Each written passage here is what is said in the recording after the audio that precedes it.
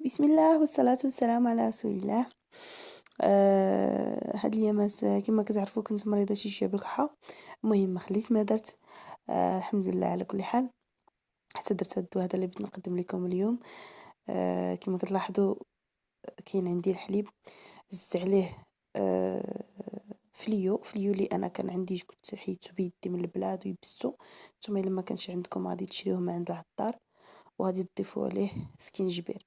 دونك درت واحد المعلقه كبيره ديال الفليو مع نص لتر د الحليب ومعلقه صغيره ديال سكينجبير، ودرتهم طبخ الحليب يعني تفاض الحليب. فاش كيفيض تسنيت عليه تفاض، يعني طبخ مع داك الشيء و وخويته في الكيسان وشربته، لا انا لا بنتي الحمد لله.